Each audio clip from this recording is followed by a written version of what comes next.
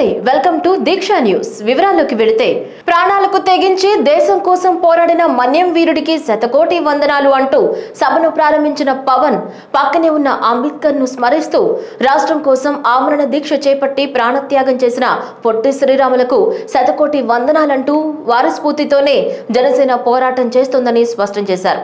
ప్రజా సమస్యలపై 10 ఏళ్లుగా పోరాడుతున్నా ఇది సరదా కోసం కాదు, ఒక లక్ష్యం కోసం, ఒక మార్పు కోసం సమాజంలో ఉంటూ ప్రజాస్వామ్యంగా పోరాడుతున్నా అని చెప్పారు. భీమవరంలో నేను పోటీ చేసి ఓడిపోయినా బాధ కలగలేదు. ఓడితే ఈ సభ ఇలా జరిగేది కాదు. గెలుపోటములు సమానమే, ఇది సీఎంకు తెలియాలి. భీమవరంలో 100 పడకల ఆసుపత్రిని అభివృద్ధి చేయలేకపోయారు. దీనికి మంజూరైన 10 కోట్లు విడుదల చేసినా మళ్లించారు. ఇక్కడ 2 ఫ్లైఓవర్లను నిర్మించలేకపోయారు. జగనన్న కాలనీలో ఇళ్ల నిర్మాణాలకు అవసరమైన స్థలాల ధర 1 కోటి ఉంటే 1,20,00,000 చూపించి దోచేశారు. గంగపర్రు రోడ్డులో ఆక్రమణదారులను దారుణంగా తొలగించారు. వారిని టిట్కో ఇళ్లలో పెట్టారు. అక్కడి వారు వీరిని బయటకు పంపితే ఎక్కడుంటారు? మేం అండగా ఉంటాం.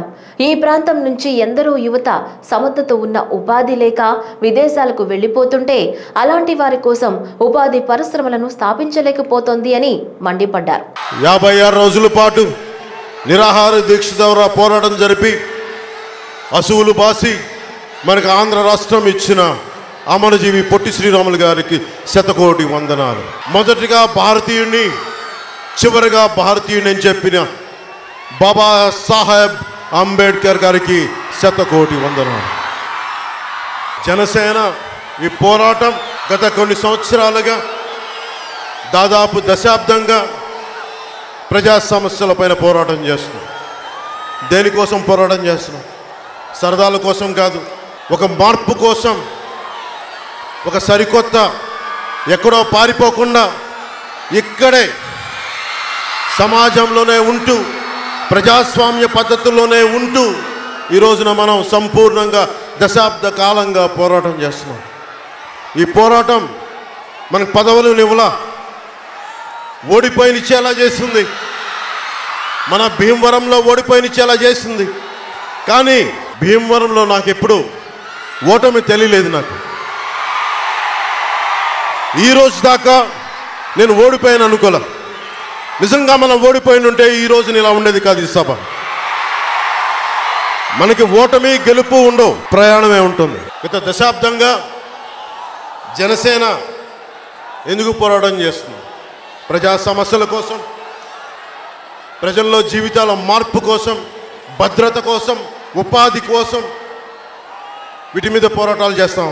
రాష్ట్రంలో వివిధ సూక్ష్మ, చిన్న మరియు మధ్య తరహా యూనిట్లు ఏర్పాటు చేయడం ద్వారా చదువుకున్న నిరుద్యోగ యువతకు పెద్ద ఎత్తున ఉపాధి కల్పించేందుకు ప్రభుత్వం అవసరమైన చర్యలు తీసుకుంటోందని ప్రభుత్వ ప్రధాన కార్యదర్శి డాక్టర్ కెఎస్ జవహర్ రెడ్డి వెల్లడించారు. శనివారం విజయవాడలోని సిఎస్ క్యాంపు కార్యాలయంలో ఆయన ఎంఎస్ఎంఈ రంగంపై అధికారులతో సమీక్షించారు. ఈ సందర్భంగా సిఎస్ మాట్లాడుతూ రాష్ట్రంలో 2022-23 ఏడాదిలో 15,625 కోట్ల ఖర్చుతో 1,25,000 యూనిట్లు నెలకొల్పి 1,56,000 మందికి పైగా ఉపాధి కల్పించాలని లక్ష్యం కాగా ఇప్పటి వరకు 9,677 కోట్ల ఖర్చుతో అనగా 62% లక్ష్య సాధనతో 92,707 యూనిట్లను 75% లక్ష్య సాధనతో 3,61,000 మందికి ఉపాధి కల్పించి ఉపాధి కల్పనలో 231% లక్ష్యాన్ని సాధించినట్లు సిఎస్ జవహర్ రెడ్డి పేర్కొన్నారు. వైసీపీ పాలనలో ప్రజలు పడుతున్న కష్టాలు చూసిన తర్వాతే భవిష్యత్తుకు గ్యారంటీ పేరిట సంక్షేమ కార్యక్రమాలు ప్రకటించామని టీడీపీ ప్రధాన కార్యదర్శి నారా లోకేష్ తెలిపారు. శుక్రవారం ఆయన చిల్లకూరు మండలం వరగలి విడిది కేంద్రంలో గ్రామస్తులతో సమావేశమయ్యారు. గ్రామస్తులు చెప్పిన సమస్యలన్నీ ఆలకించిన అనంతరం లోకేష్ మాట్లాడుతూ అభివృద్ధి, సంక్షేమం అనేవి సైకిల్కు 2 చక్రాలని అభివర్ణించారు. టీడీపీ అధికారంలోకి రాగానే మహిళలకు, రైతులకు, విద్యార్థులకు, యువతకు మేలు చేకూర్చే సంక్షేమ పథకాలు అమలు చేస్తామన్నారు. డోన్ పట్టణంలో 12 కోట్లతో నిర్మించనున్న రైల్వే అండర్ బ్రిడ్జ్ పనులకు భూమి పూజ, 5.5 కోట్లతో నిర్మించిన కొత్త పురపాలక పరిపాలన భవనాన్ని ఆర్థిక శాఖ మంత్రి బుగ్గన రాజేంద్రనాథ్ చేతుల మీదుగా ప్రారంభించారు. ఈ కార్యక్రమానికి మున్సిపల్ శాఖ మంత్రి ఆదిమూలపు సురేష్, నంద్యాల ఎంపీ పోచా బ్రహ్మానందరెడ్డి, నంద్యాల జిల్లా collector Manazir Jilani, municipal administration commissioner director Koteswara Rao, Nandyal జిల్లా ఎస్పీ రఘువీర్ Reddy, municipal chairman Saptashaila Rajesh, Dhone MPP Regati Rajasekhar, RDO Venkata Reddy, MRO Vidyasagar, DSP Srinivasa Reddy తదితరులు పాల్గొన్నారు. మాజీ మంత్రి నారాయణపై సిటీ ఎమ్మెల్యే అనిల్ కుమార్ యాదవ్ సంచలన కామెంట్స్ చేశారు. గత కార్పొరేషన్ ఎన్నికల్లో టీడీపీ అభ్యర్థులను ఓడించేందుకు డబ్బులు పంపారని అన్నారు. తనకు పంపిన డబ్బులు వాపస్ ఇచ్చేశానని అన్నారు. ఈ సందర్భం రానందున ఇన్నాళ్లు ఈ విషయం బయట పెట్టలేదు. తాను చేసిన ఆరోపణలకు కట్టుబడి ఉంటా, అవసరమైతే ప్రమాణానికి సిద్ధమని తెలిపారు.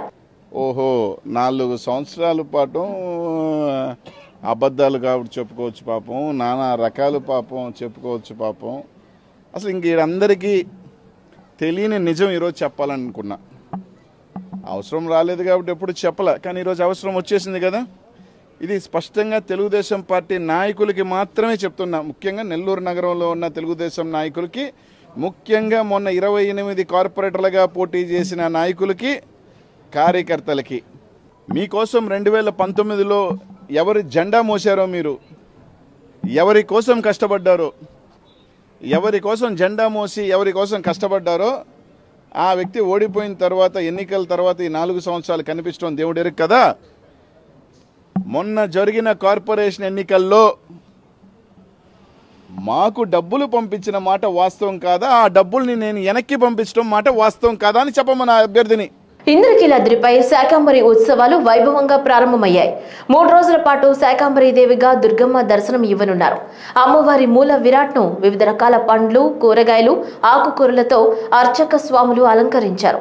ఆలయ ప్రాంగణాన్ని సైతం కూరగాయలు, పండ్లు, ఆకుకూరలతో సర్వాంగ సుందరంగా అలంకరించారు. అమ్మవారికి అలంకరించిన కూరగాయలతో కదంబ ప్రసాదాన్ని తయారు చేసి భక్తులకు అందించారు. ప్రతి ఏడాది ఆషాఢ మాసంలో శాకంబరి దేవి ఉత్సవాలను నిర్వహించడం ఆనవాయితీగా వస్తోంది. దేశం సస్యశ్యామలంగా ఉండి పాడి పంటలతో అభివృద్ధి చెందేందుకు శాకంబరి ఉత్సవాలు నిర్వహించనున్నారు. ముఖ్యమంత్రి జగన్ టీం ప్రతిపక్షాలను ఇబ్బంది పెట్టి పైశాచిక ఆనందం పొందుతున్నారని టీడీపీ పొలిట్ బ్యూరో సభ్యులు వర్లరామయ్య ఆగ్రహం వ్యక్తం చేశారు. శనివారం మీడియాతో మాట్లాడుతూ శుక్రవారం చంద్రబాబు నివాసం ఉంటున్న కరకట్ట ఇళ్లు జప్తు చేశారంటూ సజ్జల రామకృష్ణారెడ్డి పాత్రికేయులతో మాట్లాడుతూ వ్యక్తపరిచిన సునకానందం ఆశ్చర్యాన్ని కలిగించిందన్నారు. రాష్ట్రంలో ప్రతిపక్ష నాయకుడు ప్రతిపక్షం ఉండకూడదని ముఖ్యమంత్రి జగన్ ఉద్దేశమా అని ప్రశ్నించారు. అడుగడుగునా ప్రతిపక్ష నేత చంద్రబాబు కదలికలకు అడ్డంకులు కలిగిస్తుంది, అందుకేనా అంటూ నిలదీశారు. ఆయన అద్దెకు ఉంటున్న ఇళ్లు జప్తు కాబడితే ఆ తగువు ఇంటి యజమాని లింగమనేని రమేష్ కు ప్రభుత్వానికి మధ్య అని, అందులో చంద్రబాబు నాయుడిని ఎందుకు లాగుతున్నారని మండిపడ్డారు. చంద్రబాబు కుప్పంలో నూతన గృహ నిర్మాణానికి పర్మిషన్ ఇవ్వకుండా ఎందుకు ఇబ్బంది పెడుతున్నారని అడిగారు. తాడేపల్లిలో జగన్ రెడ్డి ఇళ్లు కట్టుకోవాలంటే ఆనాడు ముఖ్యమంత్రి ఆగమేఘాల మీద అనుమతులు ఇచ్చారని, మరి మీరెందుకు చంద్రబాబుకు ఇవ్వరని ప్రశ్నించారు. ప్రతిపక్ష నాయకుడైన చంద్రబాబుపై ముఖ్యమంత్రికి ఎందుకంత కక్ష అంటూ ఆయన ఆగ్రహం వ్యక్తం చేశారు. మానవ సహజ మనస్తత్వంలో కనపడటం లేదేమిటి అని అనిపిస్తుంది నాకు. కక్షలు, కార్పణ్యాలు, ఉక్రోషం, అసూయ, పగ ఇవి కనిపిస్తాయి తప్పితే ప్రజాస్వామ్యయుతంగా ఎవరు బాధ్యతలు వారు నెరవేరుస్తారు. అధికార పక్షంగా మీకొక బాధ్యతలు ఉన్నాయి, ప్రతిపక్ష నాయకుడుగా చంద్రబాబు నాయుడు గారికి కొన్ని బాధ్యతలు ఉన్నాయి, ప్రతిపక్ష పార్టీలో ఉంటూ మా అందరికీ కొన్ని బాధ్యతలు, ఇవన్నీ ఎవరు బాధ్యతలు వాళ్ళు నెరవేరుస్తున్నారన్న ఆలోచన లేకుండా కక్ష తీర్చుకోవటమే లక్ష్యంగా, కార్పణ్యాలే ధ్యేయంగా, పగ ఒక ఆయుధంగా, ఈర్ష్యాద్వేషాలతో కొట్టుమిట్టాడుతున్న ఓ జగన్మోహన్ రెడ్డి గారి బృందమా ఏమిటి ఈ విచిత్ర ప్రవర్తన అడుగుతున్నా. నేడు తిరుమలలో భక్తుల రద్దీ పెరిగింది. క్యూ కాంప్లెక్స్ లోని కంపార్ట్మెంట్లన్నీ నిండి క్యూ లైన్లు వెలుపలికి వచ్చాయి. శ్రీవారి సర్వదర్శనానికి 24 గంటల సమయం పడుతుంది. నిన్న శ్రీవారిని 73,572 మంది భక్తులు దర్శించుకున్నారు. నిన్న శ్రీవారి హుండీ ఆదాయం 3.73 కోట్ల రూపాయలు వచ్చినట్లు తిరుమల తిరుపతి దేవస్థానం వెల్లడించింది. స్వామివారికి 29,448 మంది భక్తులు తలనీలాలు సమర్పించి మొక్కులు చెల్లించుకున్నారు. ఈ వార్తలు ఇంతటితో సమాప్తం. తిరిగి మరొక బులెటిన్లో మళ్ళీ కలుసుకుందాం. అంతవరకు సెలవు. నమస్కారం.